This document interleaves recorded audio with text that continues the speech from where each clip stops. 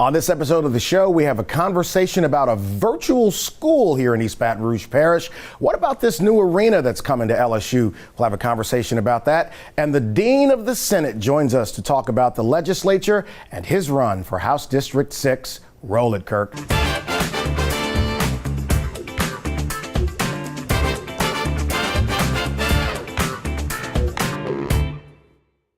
So this week up in the podcast studio, beginning this episode with the Dean of the Louisiana Senate, State Senator Cleo Fields, former state representative, former member of the U.S. House of Representatives. Might be circling back on that, and we'll get to that in the next segment. I want to begin. First of all, Senator, thank you for joining me. Thanks for having me. So I want to begin with where we are right now. We're in the midst of a legislative session. The regular session's going on right now. How do you think things are going? Well, I think they're going, it's the second week of the session. I think it's going fine.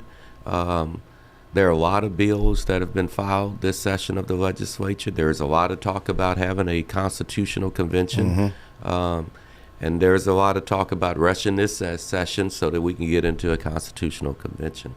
So it's a lot going on in a short period of time. In your mind, what should Louisiana's priorities be right now? Because we have so many things happening. What should be the priority? Obviously education. And when people hear me talk, they say, will you please stop talking about education? But we have to, because look, I think that's the root of all problems. If we can solve our educational nightmare or problem, we can solve a lot of other problems in our state, like crime, economic development. And I just think we got to invest in kids early. Early childhood education is the way to go. If a state wants to be successful, they have to invest in its children. It's interesting to me because we've been talking about that for so long, and we've had session after session, and there's never, ever an addressing of it. And you're right. If you fix that issue, you create more employable, productive citizens across our state, which has an impact on quality of life, crime, all those things. That's right. Why is it so hard? Well, last year we took, the year before last, we made kindergarten mandatory. Last year we put over $50 million in the early childhood education, additional $50 million. And so those were steps in the right direction. We got to get them from the womb, to 4 years, to 5 years old. When we give them that impact, that surge of formal learning, they do well in life. And when you look at our penal institutions, the people who are in penal institutions for the most part are not high school graduates. They are dropouts. Right. And so we got to get kids in the early childhood education. Well, you know this, Senator. People use the data that reflects a child's reading level at third grade to determine whether or not we need more prisons. That's right. And the logic is, and I said this to somebody just yesterday, the logic is, well, why don't we invest so that fewer kids are below reading level right now? I think it's a less expensive investment to do that than it is to handle them on the other end when they're disruptive. When we don't invest on the front side of life, we spend millions upon millions of dollars on the back side of life. So we're going to spend the money.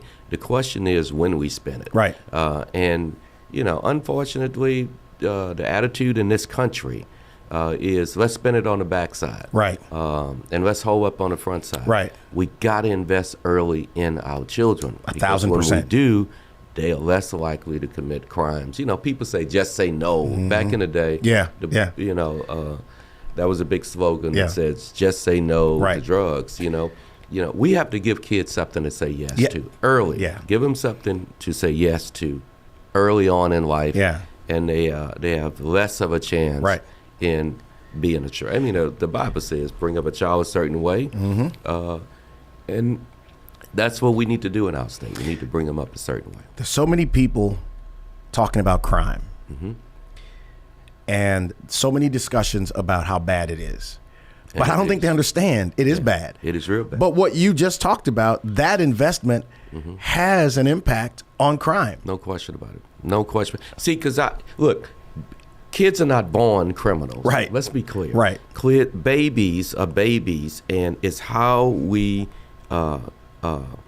develop them is how they end up turning out. So at the end of the day, nobody wants to be a part of something that they're not good at. Right. So when they get to the 3rd grade and they can't read, they don't want to go to school anymore. Right. They're depressed. So right. They want to be a menace to the school. Right. I don't want to do that. And we gotta start early. From the time they're born, we gotta put them in that formal educational setting, and we gotta just help them and help them. We're going to come back and have another segment with Senator Fields and talk about his speech at the press club in just a moment. Stay right there. It's the best of both worlds. Baton Rouge's best selection of premium cigars and an unparalleled cigar lounge experience. Located in Town Center, it's Don Juan Cigar Company and Don Juan Cigar Bar. Walk into our amazing humidor at Don Juan Cigar Company, then walk next door and experience the plush atmosphere of Don Juan Cigar Bar. Come see why we are Baton Rouge's cigar and good time authority. Don Juan Cigar Company and Don Juan Cigar Bar. Back with State Senator Cleo Fields, who spoke at the press club earlier this week, and it was fascinating to hear you talk. You're always a great speaker anyway, but what people came to hear you talk about was your run for the U.S. House, which you have announced your candidacy. First of all, why do you want to go back to Washington? Well, why not? I want to go back because I want to finish what I started. Mm-hmm. We started some great things as a member of Congress. 27, well, we stopped 27 years ago. We started 30 years ago. And, it's a time to go to Congress and get some things done. There's too much partisanship. When I was there, 30 years ago, we didn't have as much. Obviously, there was a Democratic side, a Republican side. But at the end of the debate, they got to know each other. Right. They sat down, they had dinner, they talked to each other. That's all gone now, man. And that's not happening at all anymore. Mm-mm. And I just think that, we cannot move forward unless we build coalitions in the country. And quite frankly, that's one of the reasons why I want to go back to Congress. It's a challenging time. Yeah. It's not an easy time. No, it's overly divisive right now. Congressman Graves said that he feels he was targeted. And he made those comments actually on the show a couple of weeks ago. Because he backed Wags, Stephen Waguespack, for governor. He feels like Governor Landry is retaliating against him because of that, and that you're the recipient or the beneficiary of this action. What's your response? You did respond to that at press club, but for people who didn't see it, what about that? If you want to view me as a beneficiary, I'm a beneficiary of the 1965 Voting Rights Act, not some political squabble. Look, I understand how Representative Graves feel. He's in the same situation I was in 27 years ago. I'd served in Congress, and then 2 years later, they changed the district, and then 2 years later, they did away with the district. So I served 4 years, and the state legislature decided that, hey, we are not going to have this minority district. Look, I feel his pain. I remember like it was yesterday when the legislature voted not to have the second minority black district, and I remember talking to my mentor at the time, General Colin Powell. Yeah. And Colin Powell told me to go home and and don't stay here in Washington. Just go home and make a living. But at the end of the day, look, the courts have decided that Louisiana has gone long enough without giving an African American an opportunity to elect the candidate of their choice. Well, and so people understand the population of the state is a third African American, so the representation in Congress should reflect the reality in the population. That isn't politics. I mean, that's just the way it is. Yeah. And I think sometimes facts get caught up in debate, in arguments, right? Look, at the end of the day, Louisiana elected its first African American to Congress in 1868. John Willis Menard, first person ever elected, first black person ever elected to Congress in the history of Louisiana. And when he went to take his seat, James Garfield took the floor and said it was too early for a Negro to be seated in this body, and they sent him back. So we never had representation, although we elected an African American to Congress. And then Charles Nash, and then Louisiana went 114 years. And since Reconstruction, there's been only 4 African Americans to ever serve in the state of to represent the state of Louisiana in Congress. And you being one of them. Yeah. I mean, look, man, at the end of the day, I understand his pain. But at the end, this has to be fair. You know, we cannot send a part of the population to Washington to represent the state. You know, the whole state should be represented in Washington, D.C. But I understand his pain. Look, I've been through that, been there, done that. It's a tough time, you know, to have the seat that you represent taken. But at the end of the day, you know, African Americans in this state should have something to do with who they send to Congress. What would be, and I got a minute left. What would be your priority? You talked about getting things done. Now, give me a couple of things that you would do if elected back in Washington. Like education. I mean, we need to invest in early childhood education. That's the pillar of the country. Secondly, some people disagree with me, but I think we need to raise the minimum wage. You know, I think people work too hard, and at the end of the day, they're still poor. And I think that's one of the ways we take people, you know, off of the welfare rolls, pay them for the work they do. Yeah. You know, we got to work on environmental issues. You know, it's a host of issues we have to work on as a member of Congress, and I'm looking forward to doing that. I see you. Yeah, Tom. So quickly, let me ask you this. I would like, in a couple weeks before the session wraps up and we get in the Constitutional Convention, I want to talk about what a Constitutional Convention means. Will you come back? Yes, I will. Right. I'll be happy to. All right, State Senator Cleo Fields back in just a moment. You got to promise me that he's not going to be doing that. All right. All right, Chuck.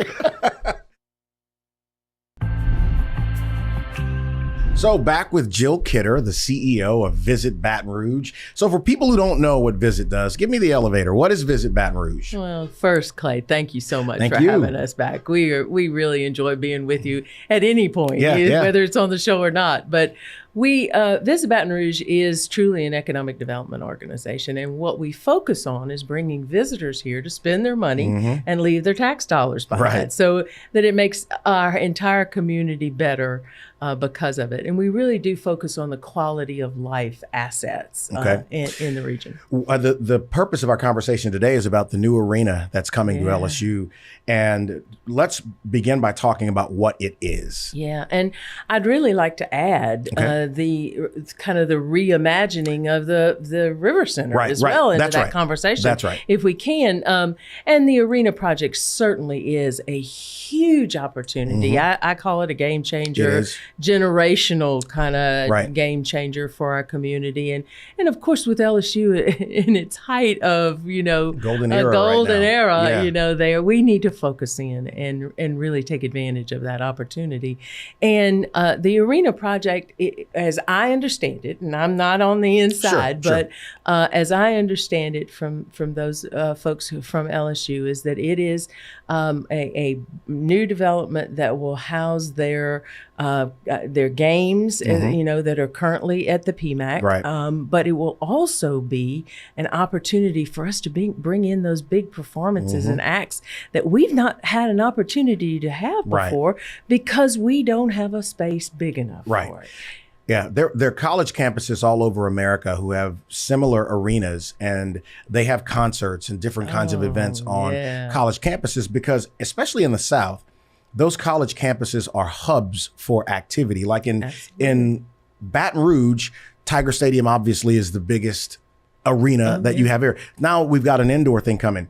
But I'd like you to speak, well, before I get to the other thing, let's talk about the reimagining of the River Center, which I also think is long overdue. And I want to also say that the arena project is going to be private development. Right. You know, so it's going to be a public-private partnership, which we need more of in this community. Yeah. And we're hoping that the concept of the River Center will also be a public-private partnership. And in the recent ordinance that was passed, the city council gave the mayor the authority to move forward with sort of that reimagining of the River Center, because we don't need two arenas that are competing with each other, and we need really good convention space, and hopefully a headquarter hotel that is attached to it that we can go out and sell, because we're not even getting on the competitive set of some of our larger conventions. I was going to ask you about that hotel capacity right now. So this obviously will be a game changer. It's going to bring more people here. Where are we now in terms of rooms? How much growth do we need to keep pace with what could be happening with this? Well, and honestly, that we are in the middle of finalizing a study right now.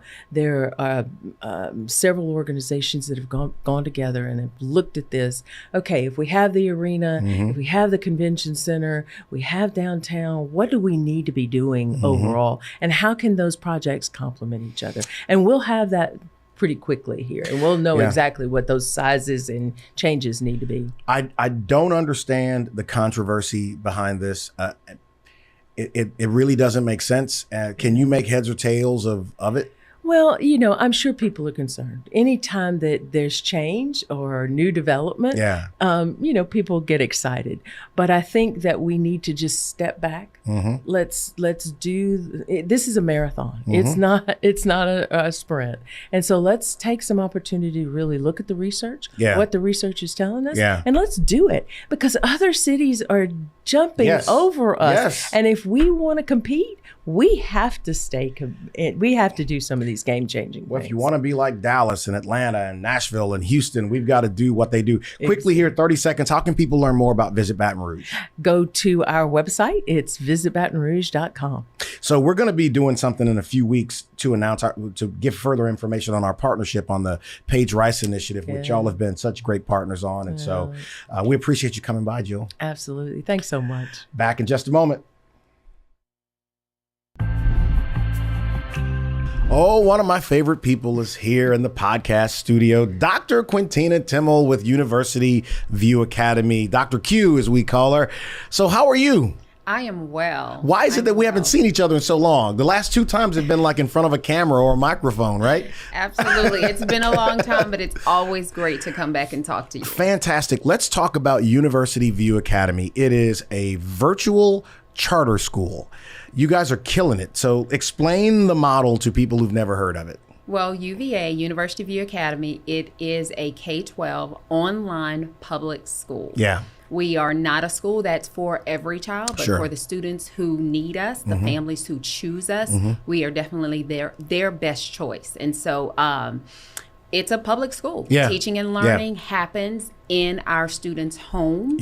And our teachers are certified. Our teachers teach everything that they taught in a brick and mortar school. We just do it, you know, in a virtual environment. So it gives our students that flexibility, a little bit more personalization than they probably experience in that brick and mortar. Many families choose us because they've had students with high anxiety. Our student diversity is very large because many of our families, they want to be really engaged in the learning process of their students. And so everything that you get in a brick and mortar, you get at our school. How do you manage the efficacy of the process? Like, how do you ensure the child is actually learning and they're getting something? Because K-12, I mean, it's big lift. How do you manage that?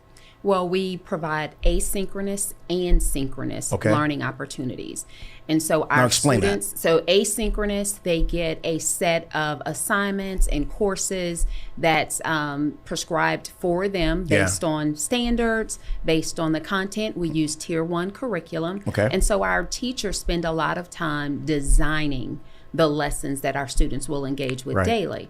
every student has the opportunity to attend what we call live sessions. That's our synchronous model. Okay. And so many of our synchronous classes last anywhere from 30 to 45 minutes, depending on the grade level, also taking into account attention span of students. But we do not make those courses mandatory. So they do not have to show up for live sessions, but we record all of them. Right. So that if students need to go back and refer to something that happened in live session, they have an opportunity to do so. Yeah. How do you manage that with, testing, the testing period's about to come up here, and preparation, which is another thing, because I'm so fascinated by this model. What's your preparation process for kids when it comes to exams, not just on the big scale, but just overall as they learn? So a lot of our content, again, is aligned to our standards. Okay. And so we do benchmarking for our students. We make sure that they are up to par with what they should be learning and when they should be learning it. Of course, with having our parents as learning coaches, if you sign up to go to UVA, you as a parent must be a learning coach. So you are the teacher that's present every day in that classroom with your child, but you also have access to our teachers. And so preparation looks very much similar to how it would look in a brick and mortar, with the exception that for our high stakes test, our LEAP assessments, we of course have to rent locations across the state in order for our students to show up. And so there it is. So they're in person when you're doing that. Yes. All right. Let me ask you, this model, since COVID, this is obviously more of a popular thing because kids weren't in schools and they had to be virtual. I got about a minute, Chuck is saying. Where do you see this model going in the future? Oh gosh, it's expanding. Many parents are looking for the education that provides the same experience that they would get in a brick and mortar, but the personalization, the flexibility, the adaptability. Many of our students are competitive sports athletes, and this affords them the opportunity to seek out their dreams, whether it's in the arts or athletics, and still have a high quality education. So it's so impressive, the model, and it doesn't surprise me that you're a part of this. So I was quickly under 30 seconds before Chuck yells at me. I was at the Young Entrepreneur Academy event on LSU's campus a couple weeks ago, and two of your students won. So shout out to them. If you want to learn more about University View Academy, go online. It's universityview.academy. Universityview.academy. Thank you for coming in, Doc. Thank you. See y'all next week.